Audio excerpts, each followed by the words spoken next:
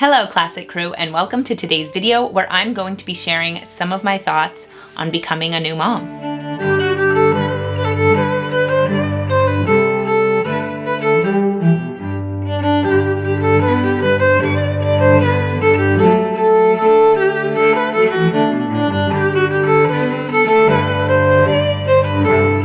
If you are new to my channel, here we talk about classic living and traditional values, and I would love if you would consider subscribing and hitting that notification bell. If you haven't checked out my Substack newsletter where you'll get access to a ton of exclusive content, including my podcast and my book club, make sure to head over to classicallyabby.substack.com. Now, on my channel, I've been doing a series where I sort of chat with you guys about some thoughts I've been having and work through some things with you all, because I love that we have a community here where we can be open and honest about the things we're thinking about and have a support system. So I like to share kind of where I'm at, and this is such a huge shift in my life as I've become a new mom. I just recently had my son. He is 7 weeks old, and I have had I feel like I've changed so much, and I want to share this whole experience with you all. So this series really isn't meant to change anyone's mind. It's more about having a conversation and seeing kind of what you guys think and having a conversation in the comments. So make sure to leave your thoughts down below. I'd love to hear, and let's get into today's video. The thing I wanted to start off talking about now that I'm a new mom, and it was something that I realized really early on after having my son, is the difference between having a baby with the idea that you're going to be a stay-at-home mom and having a baby with the idea that you're going to be a working mom. So even though I work from home and I'm a stay-at-home mom, I do this. I do these videos and I have my Substack and I create content for you all. And so I would consider myself kind of like part-time, but I still work. Having my son, I sort of realized that when you work and you have a baby, there's this part of you that's trying to figure out, how is my baby going to fit into the life I already had? How is he going to fit into my schedule? How am I going to make him and his schedule work with me and my schedule? As opposed to when you have a baby and your entire goal is to be a mother, and that is your job, it's not about getting him to fit into what was. Now it's like, okay, well now this is what it's going to be. This is my new normal. This is what I've always been wanting. This is what I've been aiming towards. So now I can create a whole new life, a whole new vision of what I'm going to do with my time that is built around motherhood, that is built around being at home and raising this child. And I remember thinking early on when I had my son that it must be so nice to have a baby and not be worried about how you're going to get back into the swing of things. Just thinking that, okay, well now it starts. This is the beginning. This is the beginning of everything.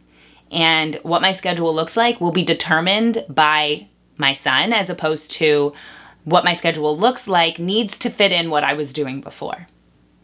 Now, I'm not saying I don't think you should work. I'm not saying that I don't want to do my work here. I do, but I think that there is a really nice, comforting thing about saying, if you're a stay-at-home mom and that's your job, this is it. This is, now I get to figure it out and I don't have to worry about him working with me now, if that makes sense.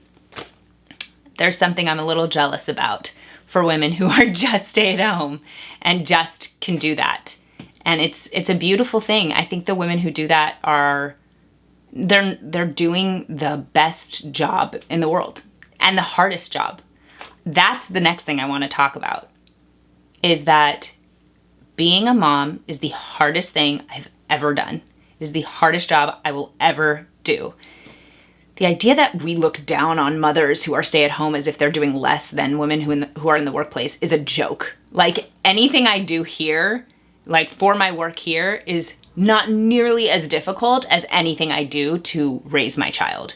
We should be so much more grateful for the women who are stay-at-home moms and who are raising children as their full-time jobs.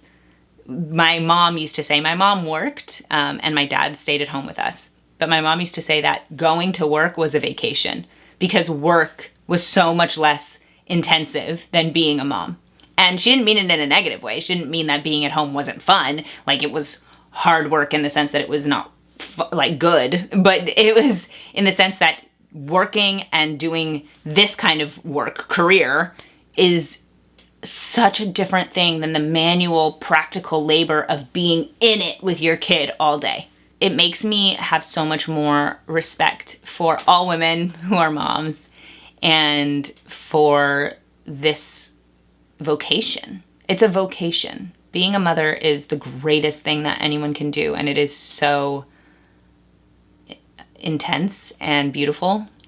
I just, it is life altering. There's no going back once you have a baby, and you can't view life in the same way either. But I think about how lucky I am that I do get to work from home and that I do have the flexibility of my schedule, because I have had a really intense breastfeeding journey. Right away, it was like a little bit difficult, but it wasn't terrible. And then I got really engorged when my milk came in and my son couldn't latch. And that was really stressful because I felt like I wasn't giving him what he needed. And then it seemed like we were in a groove, but then he was spitting up so much that he wasn't gaining weight well. And so now I had to try a million different things so that he would get what he needed. Turns out I have an oversupply of milk, and I have an oversupply of foremilk, and I have a fast letdown. So I have to pump the first ounce off of each breast so that he doesn't get too much foremilk. And I have to recline when I feed him, and I have to wear a nipple shield for the first 5 to 10 minutes that he nurses. And, you know, it's a lot. It's a lot of work. And I also have to wear him sometimes and keep him upright after he feeds so he doesn't spit up all over. And, you know, it's such an investment of my time and effort and energy. And I love it. I didn't even realize how much time and effort I'd put in until my lactation consultant told me, you know, you're doing so much and not every woman would do that. And not every woman could do that. And that really kind of made me feel really good. And it also made me feel sad that this is not something that every woman could do. Because I was able to do all this. I was able to take all this time and energy and effort to do what my son needed from me, but not every woman gets that luxury. And it also made me feel gratified that all of the hard work I was doing was being recognized, as this isn't something that everyone would do. But being able to do it at all, at home, is a huge blessing. The last thing I want to touch on today is how much of love is built on responsibility and commitment. When I had my son, I thought to myself, the reason I love him so much, not the only reason, obviously, like he's my baby, I gave birth to him, all these things. But thinking about it, so much of the reason that we love our babies is because we owe them so much. We have so much commitment to them. We're responsible for them. We grew them, we bore them, and then we feed them and make sure that they survive.